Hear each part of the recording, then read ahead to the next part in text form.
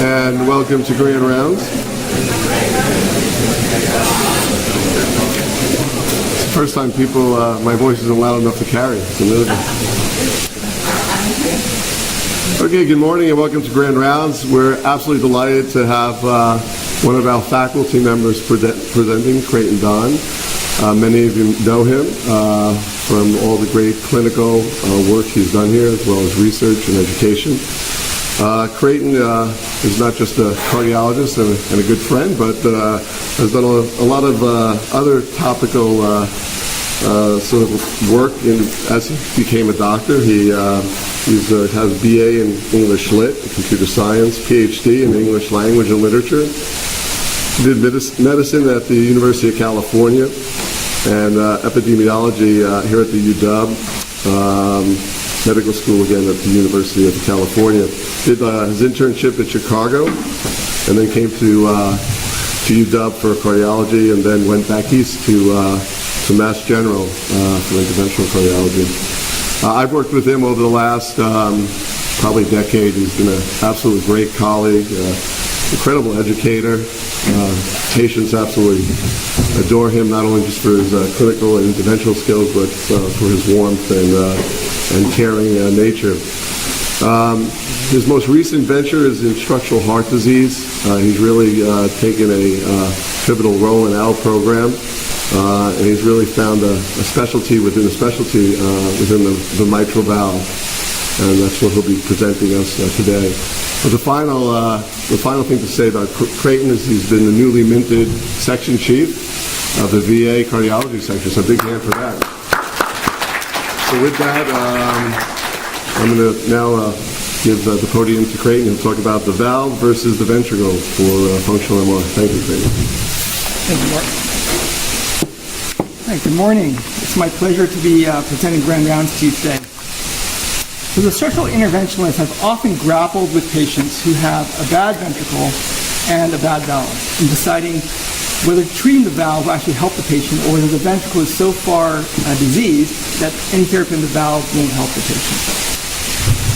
Functional mitral regurgitation or secondary mitral regurgitation epitomizes this dilemma because you can often have patients who have severely diseased ventricles which may cause mitral regurgitation.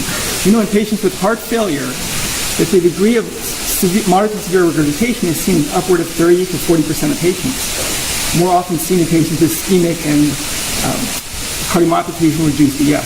Here at the University of Washington, we're often struggling with patients who were deciding whether they should go to LVAD transplant, go to hospice, perhaps struggle through a surgery. Maybe they should get their CTO opened up of their circumflex. Or maybe we should do nothing at all. Maybe we should let Dawn and Reese get their greedy little microclip fingers on the patient and treat their mitral valve. Historically, the dogma has been that if you have a bad ventricle with secondary mitral regurgitation, that treating the valve won't help the patient. And this has been borne out in several studies, which I'll get into.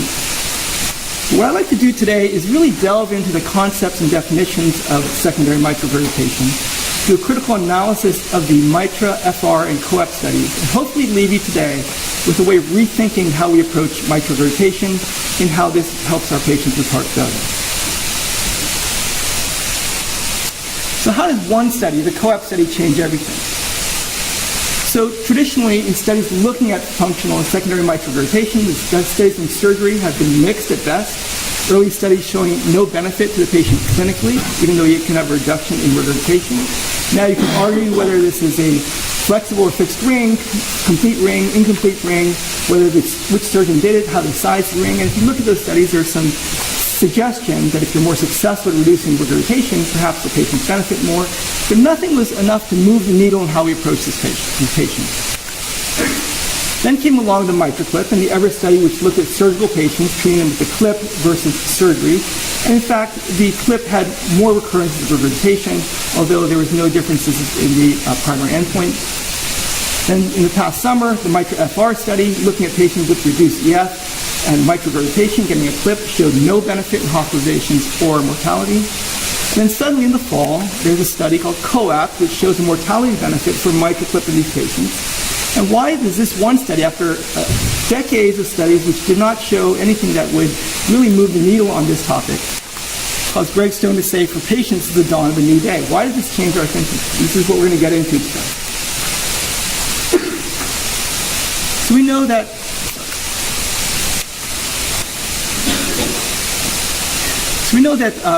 patients with mitral regurgitation with LV dysfunction do very poorly. This is a graph of both ischemic and non-ischemic patients, and we can see that if you have moderate to severe regurgitation, your mortality at 1 year is upwards of 30 to 40%. It's a severely morbid disease. And yet, for these patients, is there anything can offer them other than a VAD or a transplant? It's always curious to me why, when we think of valves in the ventricle, when we think of other regurgitant valves, which cause a volume load on the heart, such as aortic valve regurgitation, pulmonic regurgitation, degenerative primary MR, things like atrial defects or VSDs, that we don't question the concept of a ventricular load causing a volume load on the heart causing a ventricular problem, and we often think they should treat the cause of the ventricular load.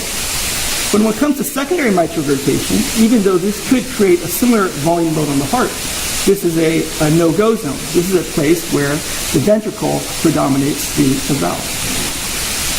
So why is it that the valve is the angel and the ventricle is the devil? Why is the ventricle all to blame in these patients? Couldn't there be a group of patients where there's perhaps a mixed situation where the valve is actually causing a load on the heart, in which treating the valve may benefit the patient? So I'll take you through the actual real clinical dilemma. These are two patients I treated this summer. One was a 76-year-old woman, one a 74-year-old man. Both of them had reduced LV function, non-ischemic, 20% for the woman, 32% for the man. Both had other conditions. The woman met criteria for Biden pacer. Both had moderate to severe MR. Both had significant heart failure symptoms. The 76-year-old woman was hospitalized 4 times before I finally saw her. The patient on the right was hospitalized once. The patient on the left had a mildly increased LV, and the patient on the right has severely increased LV. And he's also a bigger patient, but the index volumes are still significantly bigger for the man. And the regurgitant orifice areas are also different. So for the patient with mildly increased LV dimension, severely reduced function with severe MR. On the right, we have a patient with a very dilated heart with moderate MR. Which patient do you treat? I would say both these patients potentially have qualified for the COAPT study, and the patients have studied in the past in all the surgical literature. So there's really a challenge in how to think about these patients. And here are their valves. Both of them have fairly significant regurgitation. So we'll get to how we treated them at the end of the presentation. So here's the overview of my talk. First, I'd like to talk about these misconceptions of secondary mitral regurgitation. I would like to introduce a concept of disproportionate mitral regurgitation, which is really thinking about the relationship of the degree of regurgitation to the dilation and function of the heart. And finally, get into the studies of the MITRA-FR and the COAPT studies, and look at how this changes our approach to heart failure. So secondary mitral regurgitation. So when we think about secondary functional mitral regurgitation, everyone says, well, it's all about the ventricle, right? You have secondary regurgitation due to geometric changes in the heart. The papillary muscles get stretched or tethered. The mitral annulus gets stretched. And this is why the ventricle causes the mitral regurgitation. That if you can normalize all these things, the valve would suddenly improve.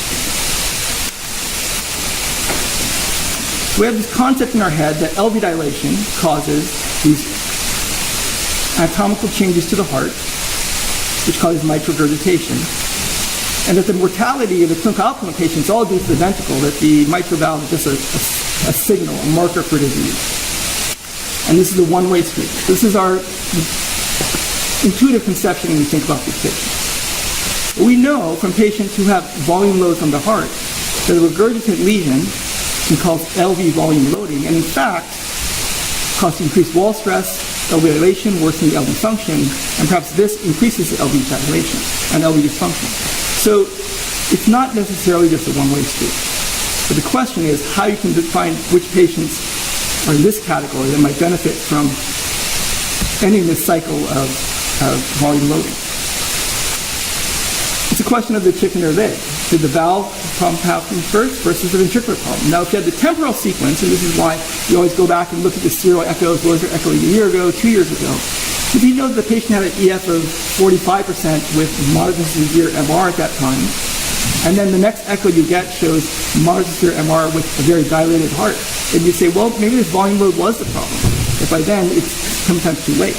But that's also a patient you think, well, maybe if I treat the valve, maybe the ventricle can positively remodel. But if you had a patient who had an EF of 20% with no MR, and then the next year they have severe MR, well, you say, well, this is a patient quite as volume avoidance. It seems to be the same anatomical situation. The problem is you often don't have the temporal sequence for these patients. You're often making your best guess about what that is. So we make some of those guesses based on the anatomic features. Is the annulus dilated and the ventricle well preserved? Do you have unequal papillary dysfunction? As a patient with an EF of 45% who has severe MR, maybe it's just more one papillary muscle affected than another. Or this concept of disproportionate MR, and we'll get into this a little later in the talk. This is just to show the Carpentier classifications of mitral regurgitation, really just to show you that when we think about secondary mitral regurgitation, we often think about this patient, the dilated heart. But really, it encompasses a wide range of phenotypes. Patients who have more preserved LV function, but due to the geometry and position of the choriae, or perhaps more isolated dilation of the annulus, they can also have secondary mitral regurgitation. And you would say, well, these are maybe the patients that might benefit more from a mitral innovation than this patient who's been living with an EF of 20% for many years. This is just showing anatomically that the anterolateral and posterior medial papillary muscles don't necessarily, although when dilating and stretching apically, they may not cause symmetric impact in both leaflets. You can see that it has a more posterior vector. So posterior leaflets can often be asymmetrically tethered in patients with secondary mitral regurgitation. So it often depends on the specific geometry of the patient, the type of lesion they have. Do they have basal infarct causing a more predominant effect on the posterior medial papillary muscle? Do they have an apical infarct, or is it a global dysfunction? All of which can have a different presentation and impact on the mitral valve. This is just showing a real-life example of a patient who had an ischemic cardiomyopathy, and you can see that the posterior leaflet is retracted by the same mechanism that I described, giving you what I call a relative prolapse of the anterior leaflet. It's not truly prolapse, but it appears so because of the tethering of the posterior leaflet, causing, as you might expect, an eccentric mitral valve. Here you can see in the short axis that it almost looks like an anterior valve prolapse. But really, it's just because of the dilation of the heart affecting the posterior leaflet more in this patient that it results in asymmetric regurgitation. And this is a patient that we treated with the MitraClip and actually did very well.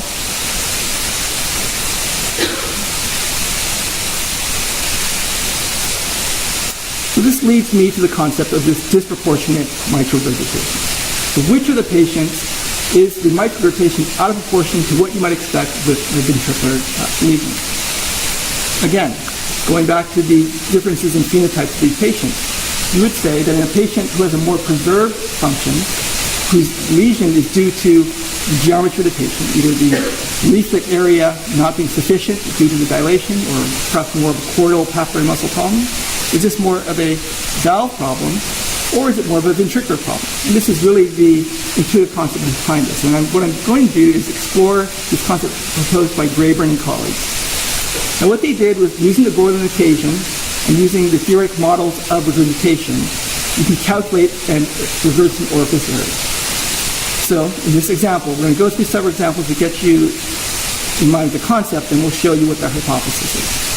So in a patient with these loading conditions, an EF of 30% and regurgitant fraction of 50%, if they have a relatively normal ventricle, 150 milliliters, mildly increased, with an ejection fraction of 30%, they're ejecting 45 milliliters of blood, which means their stroke volume will be 30 and the regurgitant volume 15.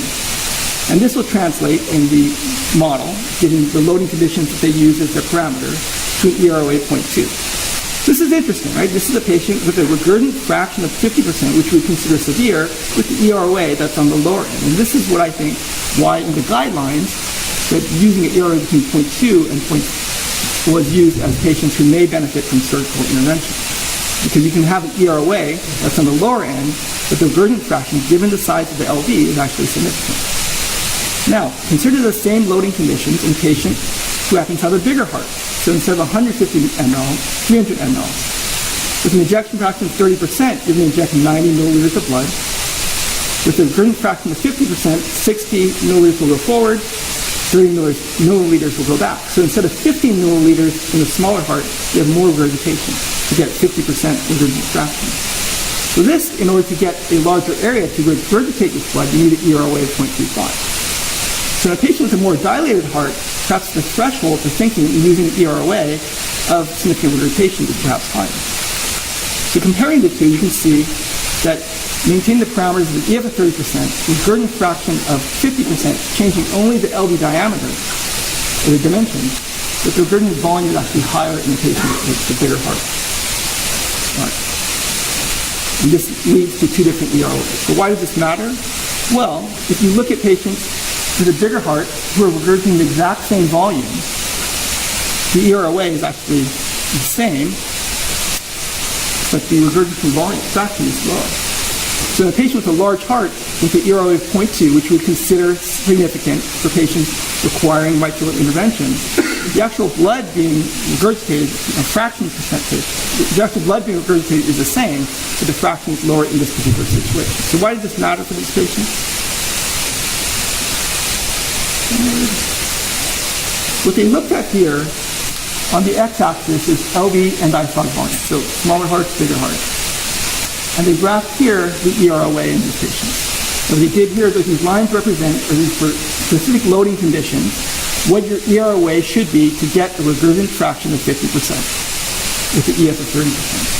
So for instance, if your volume is 300, then you need an EROA of 0.35 to get a regurgitant fraction of 50%. If your heart is 150 ml, then you only need a regurgitant fraction of, to get a regurgitant fraction of 50%, you only need EROA 0.2. So conceptually speaking, what this is saying is that patients with bigger hearts, on the lower end of the scale for the EROA, this actually translates into a little bit less MR in terms of regurgitant fraction.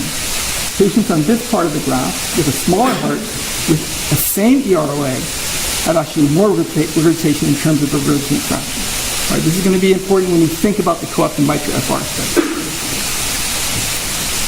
So this is just what Bill Brasich and colleagues have described. Just looking at this relationship, because what you're looking at is this relationship between the volume regurgitating and the size of the heart. You can see here as the ratio is higher, which means that you're regurgitating more blood for a smaller heart, that along this regurgitant fraction pathway, that this has a direct relationship to end-diastolic volume. And what we're showing here, these are the studies of primary MR, where they've looked at benefits for intervention. And these are studies of secondary MR. In fact, these are patients which you consider having disproportionate MR, a lot of regurgitation given that size of the ventricle. And as you know, studies of primary MR did show benefit for patients. All right, so let's get into the COAPT study. So how do we make sense of this? There's two studies that came out in the journal, designed fairly similarly, patients with reduced ejection fraction with moderate to severe MR, treated with goal-directed medical therapy or a MitraClip, and we end up with two very different results. Here on the left, mitral FR study with hospitalizations and mortality showing no difference whatsoever, and the combined endpoint of heart failure, hospitalizations, and death showing a very significant endpoint here for MitraClip compared to goal-directed medical therapy. I think it bears importance to go into the COAPT study in some detail. So 1,500 patients were evaluated. 600 were considered enrollable. Of these, 900 were ineligible. So there's several patients, which would suggest to me that this is a very rigorous study, looking for the right patient that might benefit from this therapy.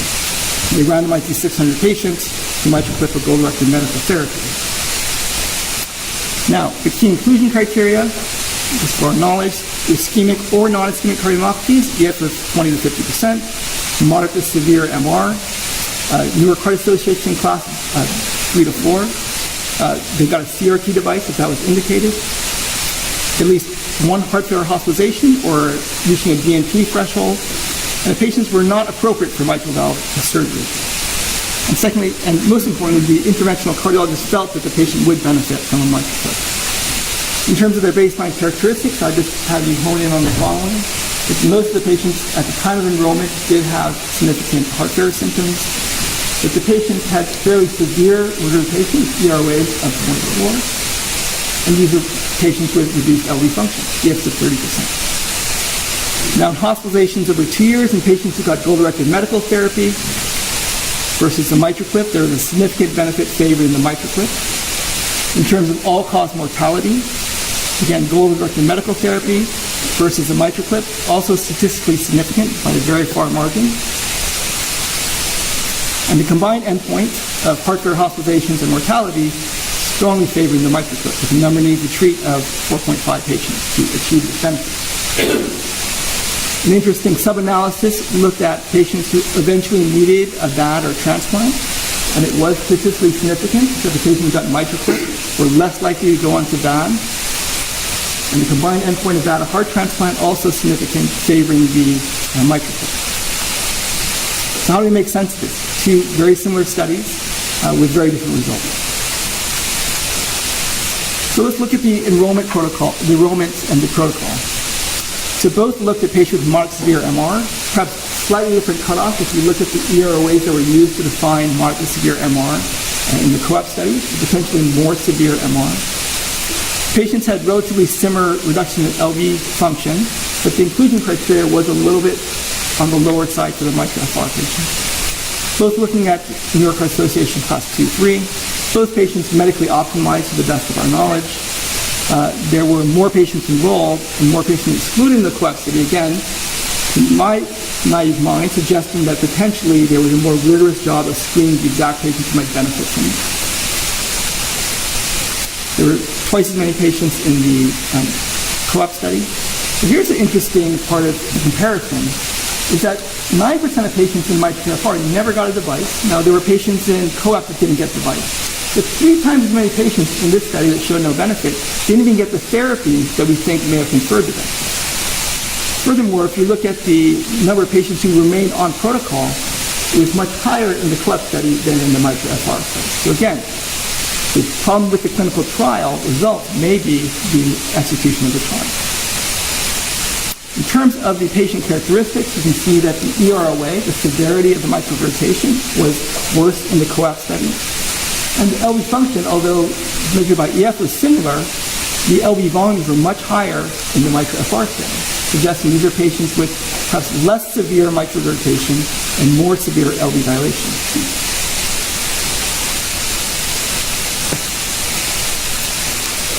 The procedural differences. There's slightly more complications in MITRA-FR. The number of clips implanted was higher in COAPT. As we know clinically, it's often infrequent that you can use one clip to treat these patients and be successful. So the liberal use of more than one clip in these patients potentially benefited them. The acute results were almost twice as better in the COAPT patients. And if you look at 12 months, there was a improved benefit here. So looking at the proof of concept, does the device benefit the patient? One challenge with device studies is that you have to make sure that the patient gets the device and the device is able to be implanted properly. So one could question whether this high rate of recurrence meant that either these patients weren't appropriate for the clip or there was a difference in the actual success of the implant. So let's think about this in terms of the concept I gave you about disproportionate mitral regurgitation. So again, this showing with every LV diastolic volume what your EROA needs to be to get a regurgitant fraction of 50%. And again, patients on this part of the line having more regurgitation for that size of the ventricle than you might expect, and patients having less regurgitation than you might expect. So what Graber and colleagues did is they mapped on the means from the 2 studies, and they found that COAPT, in fact, fell into this disproportionate MR category, and MITRA-FR fell more along the line here. You can see here the LV diameter, the dilation, LV dimensions are much higher in the MITRA-FR study.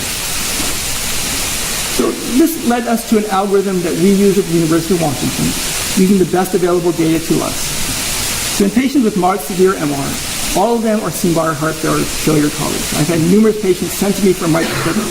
I've had my colleagues sitting next to me in heart failure take a look at the patient, see the patient, optimize them for a few months. And I have to say that there are a number of them, unfortunately for the clinical trials I'm trying to enroll for, but a number of them who ended up being excluded because their mitral regurgitation and their EF actually changed after aggressive medical therapy.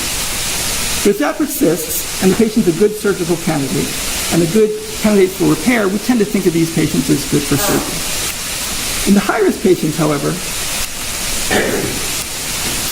who have an LV that's not severely dilated, I'm not putting numbers on this, but there is just a gestalt, and this is again part of the heart team discussion. We think the LV is not a significant problem for this patient. So the annulus that's not severely dilated, we consider them for a mitral clip. In patients who do have an annulus that's dilated, Dr. Reisman here is the national PI for the Cardioband study. We think of other devices, annular devices, percutaneous devices that actually treat what we see is going on with the heart as a first-line therapy, which doesn't exclude the possibility of a clip later on if they need it. But what about this patient? That's the topic of my talk today, the patient with this very dilated heart. How do we approach that patient? This, fortunately, we're part of a clinical trial for the CORSINT study using the ACCUGinch device. And that's what we consider for this patient. This is actually a device I'll talk about in a second that treats the ventricular dilation.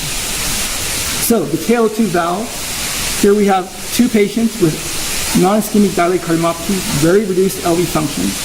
But here's some of the differences here. I point out the LV dimensions, much larger in the patient on the right than the patient on the left. And the EROA of 0.2 with this patient versus 0.35. And as I've hoped to impress upon you with the concept of disproportionate MR, and in fact, this is a patient with disproportionate MR. It's an EROA with a smaller ventricle with EROA of 0.35, similar to the COAPT patient. And this would be the patient with proportionate MR. Given that amount of dilation, you expect to have an EROA of 0.2. And this would be maybe more of a mitral FR patient. And in fact, perhaps this is not a KO2 valve. All right, but a KO2 heart. Oh, sorry. All right. Sorry, lost my punchline.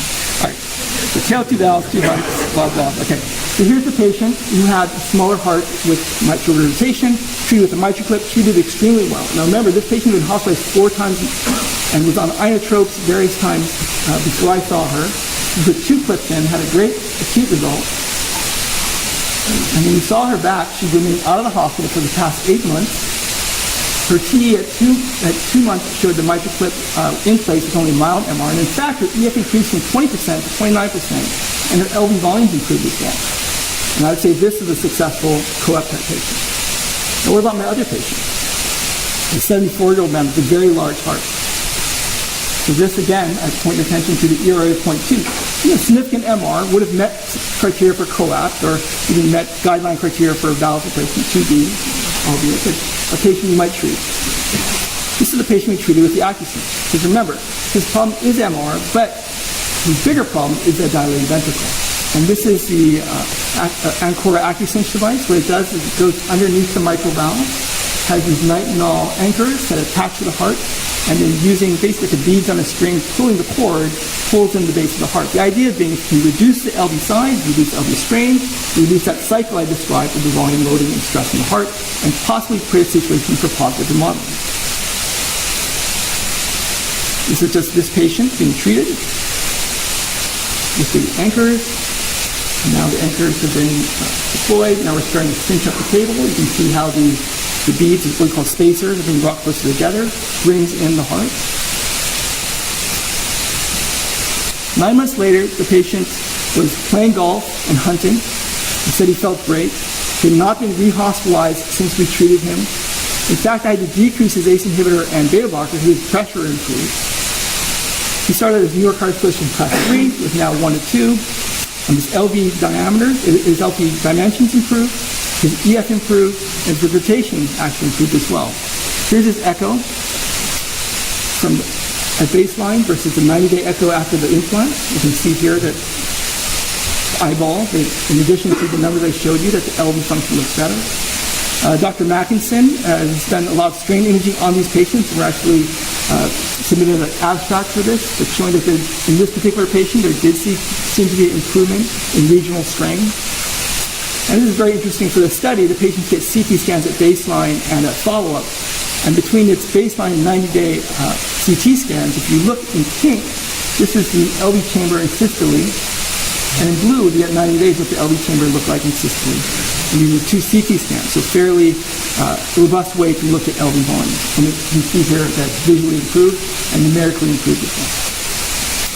The ACCUGinch study is an early feasibility study. We have very limited data coming out of it. There have been about 33 patients with device placed in the U.S. This is just some of the early data. Again, we've only just started enrolling patients. We've done our fourth patient here yesterday. But across the board, in terms of LV diameters of the patients at baseline versus treatment, at 30 days, 90 days, and 6 months, there does seem to be an improvement. So conclusion. So, my father, who's a surgeon, told me that learning the surgery is actually the easy part of the job. It's knowing which patients to treat that takes a lifetime to learn. And that's what, for functional secondary MR, it embodies that truth.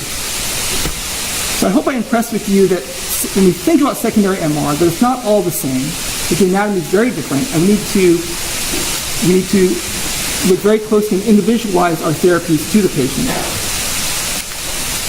That the COAPT suggests that there actually may be a benefit of treating secondary MR. And COAPT, it may not be the ideal device. Maybe we have transcatheter mitral valves or annular devices.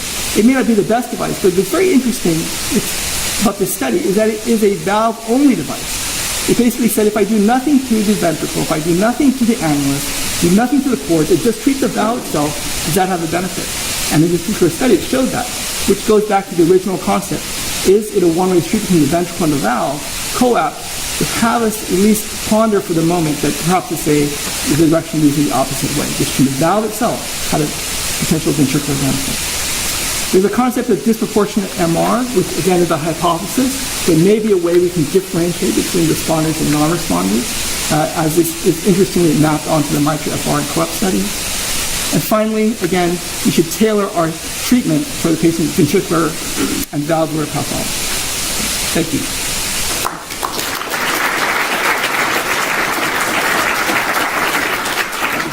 I really want to thank Mark and Catherine, two people who've been my mentors both clinically and academically, and who also helped me with this talk. Thank you.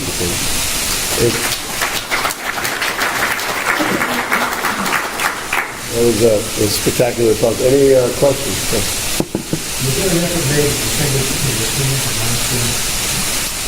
In which study?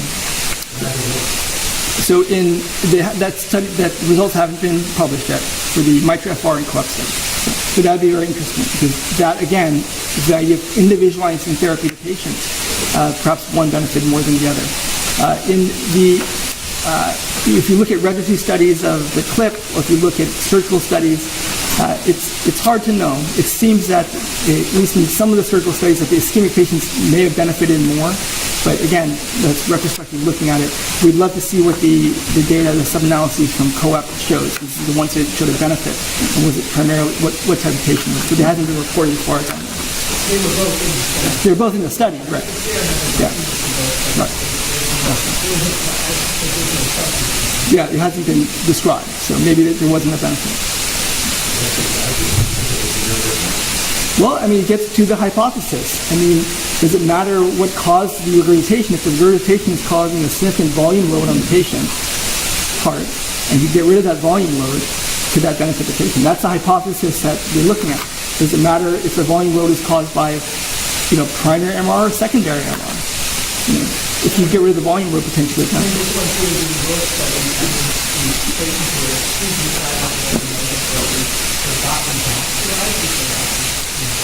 Prior to the enrollment, right?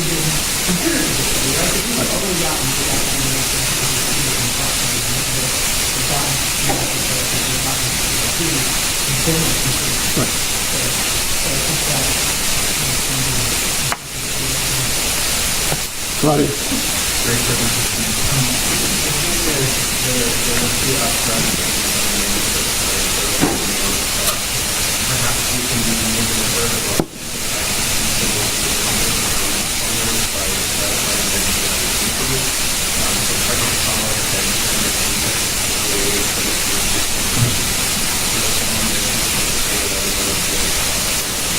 Yeah, I'd love to see more of those abstracts. I think that adds to the conversation. I was to say that the patient we did a mitral clip on, her index, again, she was hospitalized multiple times using iTrip, her index was about 1.3. at worst, right, which you presented. So, I mean, yes, we'd like to think that, and I think it makes intuitive sense that if you can get some gauge of, that forward flow and how the LV is doing, that they might benefit. But I don't know if it's necessarily at the point where we can use it to distinguish responders from non-responders. But that's why it's a heart team discussion. I mean, we always turn to you and to others from the heart failure team. Is this a patient that you think might benefit? And it's incorporating all that data. I mean, I think looking at the power index, looking at the hemodynamics of the patient, looking at the temporal sequence, looking at the anatomy, is it amenable to one therapy or another? I think all those things are at play right now while we're still understanding this. But, I think that's a very valid point. Agreed. When you have compared the two trials, obviously there needs to be a third one. You kind of, not asking just more data, right? Well, there is a third study that's ongoing. I don't know if you know if the data has been reported, the reduced study that's been ongoing. So then we'll find out what that shows. If that ends up being negative, that does put us in a quandary, right? If it ends up being positive, I think, most interventionists with our biases would probably say, let's go, let's do it. And we're already kind of biased to doing a lot of microclip. But I mean, that's a tough one. So I mean, I think that we'll have to see what the other studies show. You mentioned that the temporal sequence helps you decide about the condition. Do you have any insights about the progression of that? Which temporal sequence related to tension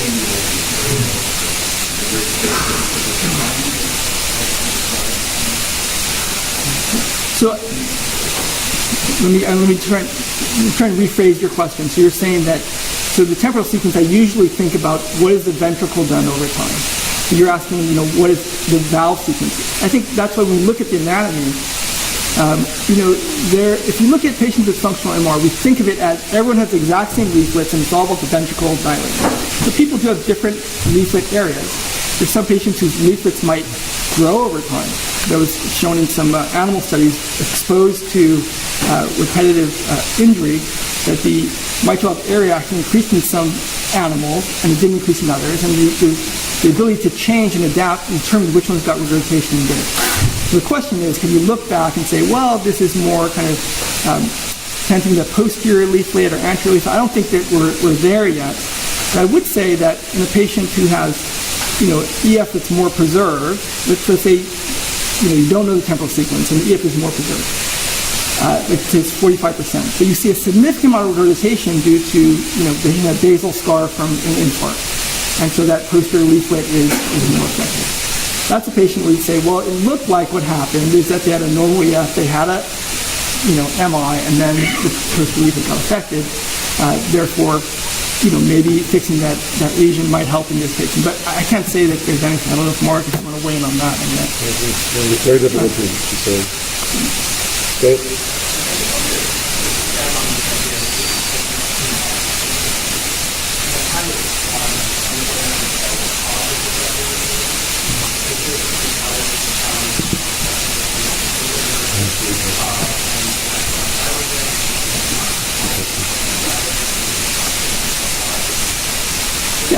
Yeah, well, that's the intuition behind it, right? If I give you acute MR, you'd have a normal-sized ventricle with severe MR and EROA of 0.8, right?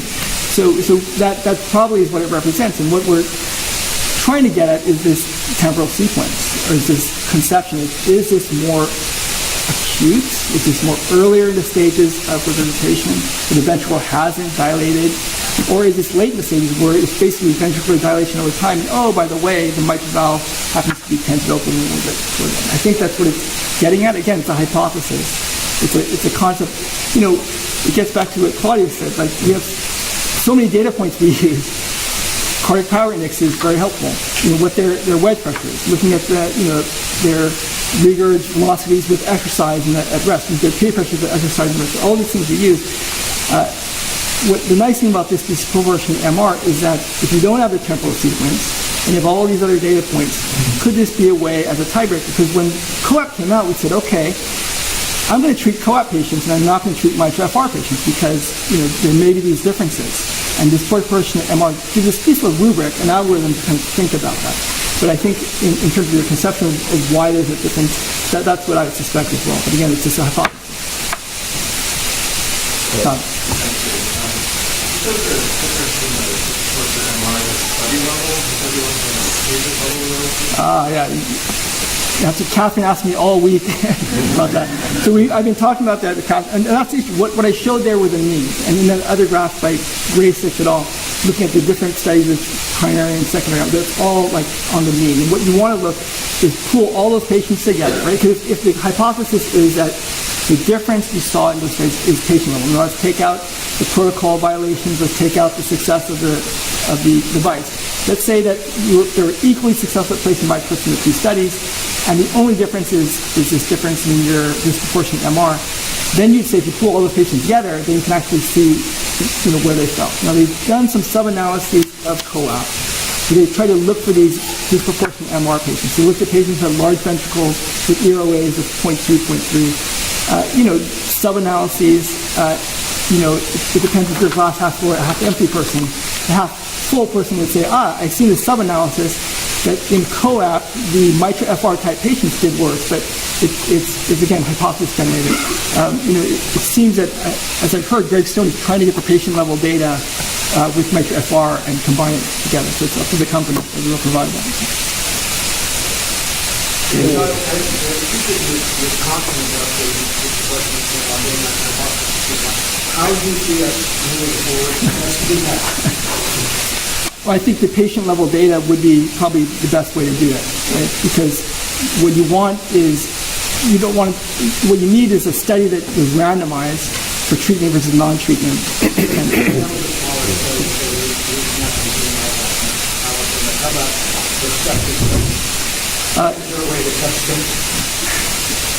I guess you could look at you could look at outcomes, hospitalizations and survival in patients who might fall in these categories at time of mitral implant, from the NCDR. But again, there's not being randomized. There's so many other confounders here that I'd have caution with that. But that would be one way to do it. Just look at national registries. Actually, I was talking to Catherine about how can we get at this.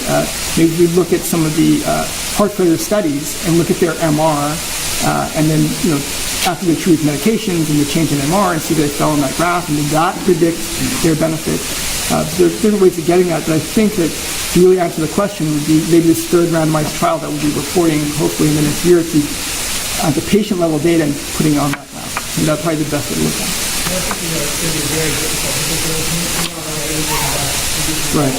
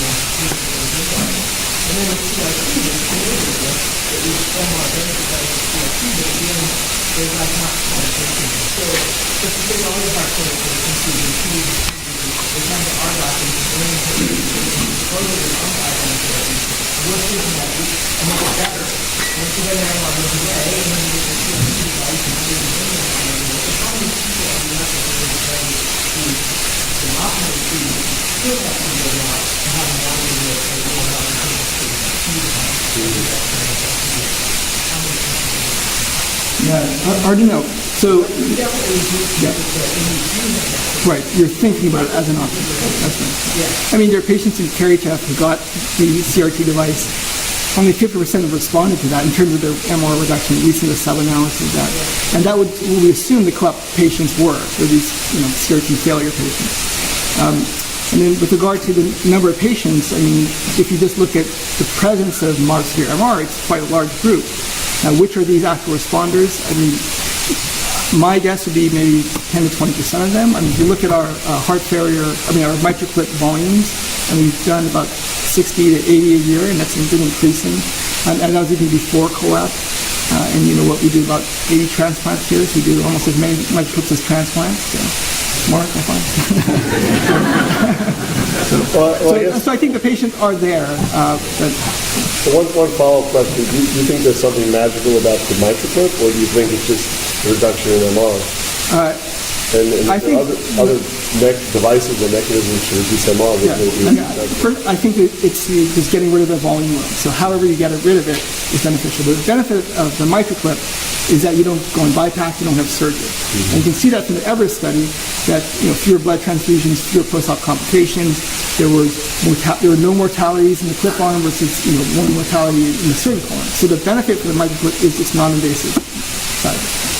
maybe that's something. Was the EROA measured uniformly by Doppler inference or directly with 3D color? So it had 3D color in all the patients, as far as I know. There was a central committee for COAPT, at least, that described, they adjudicated every one of those. But again, yeah, that's good. Yeah, so that's an issue. And so getting to the Kaplan's point, when Rayburn looked at his, and when Rayburn did a study, they had to exclude, about 80% of the studies they looked at to get their data because they didn't have, accurately measured EROAs. Okay. Good one. Where the RV looked at, because I noticed that the RV actually got better in perfusion. Obviously, there's a lot of but I wonder if that might be a discriminating factor for those who did not receive. Sure, well, we know that RV dysfunction is a predictor for poor outcomes. In these studies, they didn't report it. I'm not aware of that. So as we move forward, and we're looking now that we can work a little bit harder for the patients, classic kind of maybe so that end-stage heart failure, figured that out part. If you had a patient that now came in with a larger heart, looking more like, not like COAPT, Like FR. and would you now be preferentially placing those patients onto the ACCUGinch or something like that, where we make them sort of better bandwidth, maybe those patients are better, but we can still try to do microcirculation? So that is our preference. So if the ventricle is dilated and it has this MR does not seem as severe as you might expect, so that's amount of dilation, I try to get the patient an ACCUGinch. In part because the ACCUGinch device doesn't preclude putting a MitraClip later on or a percutaneous valve or even surgery. So an ACCUGinch, at least in the early feasibility studies, has shown to be fairly safe for patients, and that's important. Because I can do a safe procedure. If it has no benefit, then we can always consider other options. Well, thank you, Creighton.